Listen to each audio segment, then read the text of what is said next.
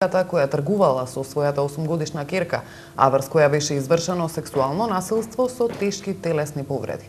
Уште потрагично прозвучи информацијата дека мајката тоа го правела и со другите две деца, за кои е констатирано дека биле сексуално злоупотребувани на многу порана возраст. Тема на отвореното студио за вечерва е сексуалното злоставување на децата. А со нас во студиото е извршниот директор и основач на првата детска амбасада Медјаши, магистар Драги Змијанац, докажан борец за правата на децата.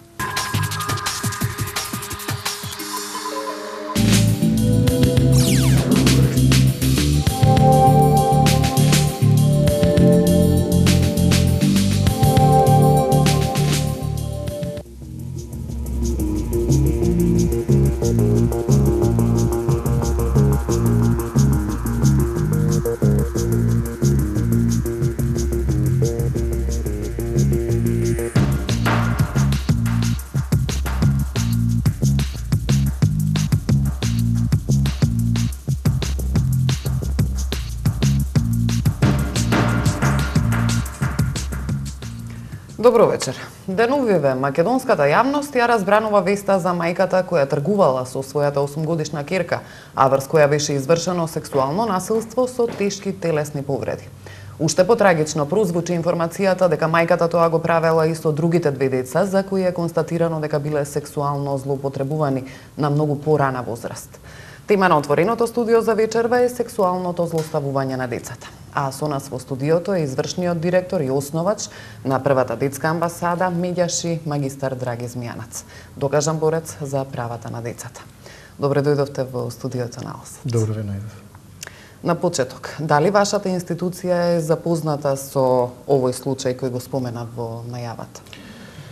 Да, наша првата детска амбасада во светот Медјаши, која веќе 16 години се обидува да ги заштитува правата на децата, во партнерство со многу добронамерници, државни институции, медиуми, граѓани, остро реагираше и најостро го осуди овој чин на несовесната мајка и на злоставувачите и побара најстрога казна за сторителите, доживотна казна, а за мајката земање на родителското право, затоа што сметаме дека за децата, значи, подеднаква грижа треба да водат не само родителите, туку и целата заедница. Во овој случај се покажа дека мајката која го подведувала своето дете за остварување на материјална добивка, да не беше ставено под знак прашање животот на девојчето, 8-годишното девојче. Можеби овој случај на трговија со деца, детска проституција и педофилија можеби немаше да биде откриен, а тоа говори дека во Македонија, за жал, бројките кои се релативно мали спрема светските показатели дека сексуалната злоупотреба со деца, детска проституција, порнографија, трговија со деца е на пониско ниво за разлика од останатите балкански и европски земји. Сметаме дека не е точна, затоа што за ова многу малку се говори и многу малку се охрабрува децата да го пријават сексуалното насилство, а посебно е болно кога тоа го прават родителите, како што е во овој случај. Како што рековте, евидентно е дека во последно време, барем од она што може да се проследи во медиумите, дека бројката на сексуално злоупотребувани деца во земјава е во пораст. Какви се вашите? Можеме да ги компарираме домашните податоци со светските стандарди. Нашиот SOS телефон кој е вжештен веќе 15, неполни 15 години, се имаат јавено 17.000 деца. Така. Само минатата година 13,5% се поврзани со сексуална злоупотреба, трговија со деца, злоупотреба сексуална и педофилија. Тоа е голем број, можете тоа да го помножите на годишно ниво. Светските стандарди, светските податоци велат дека најчесто 70% од жртвите, децата, не го пријавуваат сексуалното злоставување од страв како ќе бидат прифатени од средината и од постојаната виктимизација во процесот на докажување во сочување со насилникот. Сметаме дека тука треба да се внимава доста превентивно, значи децата да бидат едуцирани што е дозволено, што не е дозволено однесување на возрастните, што е ризично однесување, како да се заштитат од несакани вакви активности и доколку тоа се случи да навистина имаат кај да го пријават. Го пријавуваат на нашиот дежурен SOS телефон 0800 1222. Тоа е бесплатен SOS телефон за деца и млади, формиран уште 1993 година, кој ги регистрира овие повици. Нашите SOS оператори разговараат со децата, најчесто се активни слушатели, не секогаш даваат готови препораки и решенија како да се постапи, но ги регистрираат податоците и јавувањата и најчесто ги префрлаат на правната служба, која бесплатно ги застапува и ги брани најдобрите интереси на децата, посебно ако се случува злоупотреба на деца во институциите како што е училиште, предучилишна установа, градинка, реагира до Народниот правобранител и бара да се почитуваат не само Конвенцијата за правата на детето и Уставот каде што е загарантирана целосна лична безбедност на детето, туку и се повикува најчесто на онаа конвенција која во државните институции не целосно ја препознаваат како инструмент со кој може да се справат против насилството, а тоа е по наша иницијатива се донесе во собранието во 2002 година се ратификува Конвенцијата за стопирање за најлошите форми на злоупотреба на детскиот труд, каде што се подразбира економска, политичка и сексуална злоупотреба на децата. Дури овој тип. Значи, како што вие споменавте, ја имате сос линијата, јас мислам јавност е добро запозната, 0800 1 2222. Каде што децата се обраќаат за помош, се обраќаат ли за вакви ситуации и што велат статистиките, например на која возраст се најчесто жртвите, дали е поекспониран машкиот или женскиот? За жал девојчињата се повеќе жртви на сексуална злоупотреба и уште е пожално што тоа се случува на деца помали од 13 години. И таа граница се повеќе и повеќе се намалува, како што се посочи со овој случај од 8-годишното девојче. Значи, возрастните се почесто посегнуваат по малолетни деца, помали од 13 години возраст. Тоа би рекол, јас го дефинирам како педофилија. Тоа е, би рекол, едно од најтешки кривични дела и мислам дека со право нашиот колегиум се залага за најстроги казни, затоа што сметаме дека покрај превентивната компонента и казната доживотен затвор треба да профункционира и казната одземање на родителско право, затоа што треба да се стави стоп на оваа злоупотреба на деца.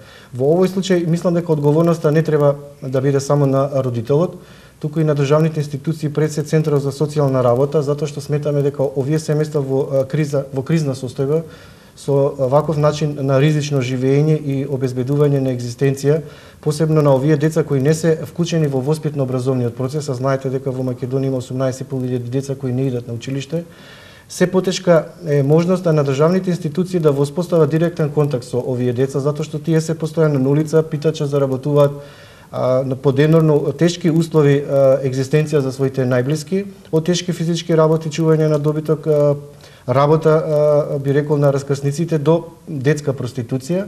И мислам дека центрите за социјална работа треба да направат напори заедно со училиштата, овие деца да ги вклучат во воспитно-образовниот процес и на тој начин ќе има можност повеќе да имаат контакт непосреден со нив и да го превенираат овој тип на несакана сексуална злоупотреба од страна на педофилите и возрастните. Македонија неодамна, значи, ја има подпишано Конвенцијата за превенција на сексуалната злоупотреба, со која се криминализира и употребата на интернетот за оваа цел.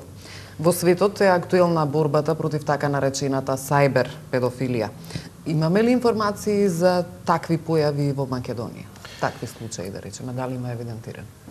Во Македонија, значи, многу често апелираме до децата, кога се на интернет ги користат онлайн услугите, дали е тоа чат или било која форма, да не даваат лични податоци, доколку добијат понуда да пратат фотографија и место на живење, адреса, тоа да го одбегнат, доколку добијат непријатна порака, тоа исто така да го одбегнат, да го пријават на возрастните, а пак упатуваме апел, бидејќи многу често веќе е составен дел од современото живење, нашите деца ја користат интернет комуникацијата, месенџер, скајп и така натаму. Сметаме дека родителите, доколку забележат дека децата се многу повлечени и дека се предолго пред своите компјутери и дека се вознемирени и се повлекуваат во себе во ноќните часови, не комуницираат со родителите, треба родителите поинтензивно да бидат до нив, да разговараат за ова прашање и да им кажат како да се заштитат од несакани упади од страна на педофили кои пристапуваат на вакви онлайн комуникации со децата. Така. Што говорат светските искуства во справувањето со педофилијата, мислам на класичната педофилија? Например, во Британија граѓаните имаат право да добијат информација без некоја процедура во полиција, дали има, например, регистриран педофил во соседството. Европската унија прави напори да се воспостави архива за педофили во Европа и мислам дека На тоа многу работат и Министерството за внатрешни работи.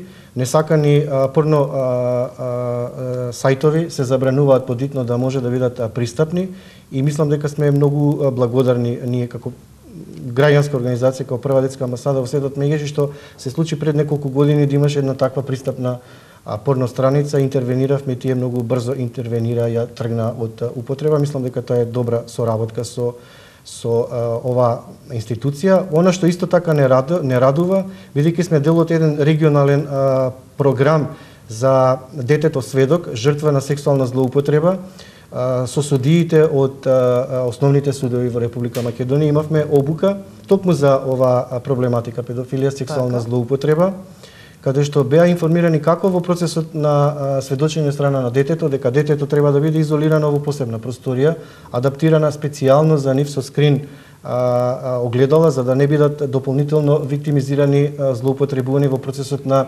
испитување. Доволно е едно сведоштво од страна на судијата со високо трпение, со целосна посветеност, обкруженост, можеби со психолог, педагог кој ќе ја слушаат изјавата на детето од другата страна. Ако треба максимално да се вложи 4 до 5 часа со цел да добијат една изјава и дека таа е доволна и дека не треба детето да му се повторува повторно сведочењето за настанот кој се случил.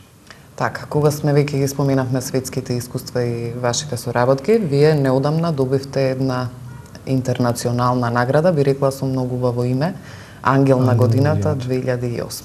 Морам да кажем и јас бев изненаден кога добив покана од Италијанскиот Црвен крст од Ломбардија и невладината организација Монета за мир, каде што ме номинира со специјална меѓународна награда во манифестацијата Ангел на годината 2008. Таа беше специјална меѓународна награда за 20 годишна моја работа во Првата детска амбасада во светот Мегеши и за меѓународни проекти. Оваа награда ја добив во Милано на 28 јануари покрај еминентни луѓе во Италија, како што е Бонолис, како што е Гатусо, познат фудбалери и многу познати естрадни звезди кои се залагат за добробит на децата. Таа награда е веќе поставена на нашиот сајт и денеска преку нашиот електронски информатор Бушавко, кој преку датабанка оди на 56.000 адреси, преку нашата интернет имейл ќе ја добијат многу граѓани.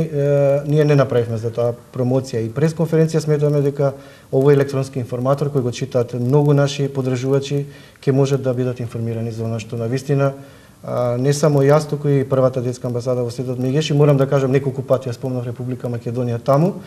Говорев на англиски, потоа го сменив мојот говор на македонски јазик, ме преведува на италијански, сакав да ја доближам и им се заблагодари во името на сите граѓани за оваа награда од Република Македонија. Честитки уште еднаш.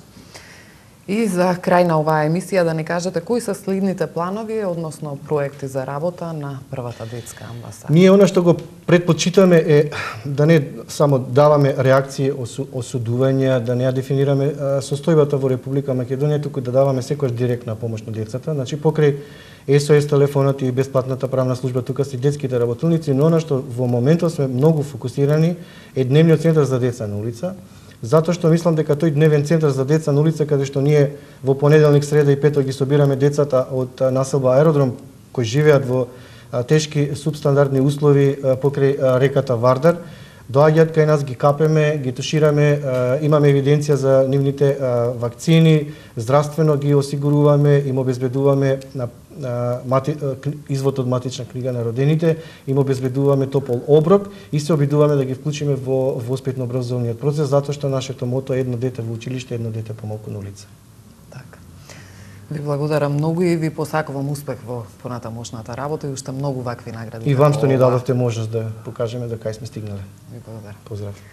Почитувани гледачи, наш вечерашен гостин беше основачот и извршниот директор на Првата детска амбасада Мегеши. Ви благодарам на вниманието. Пријатно.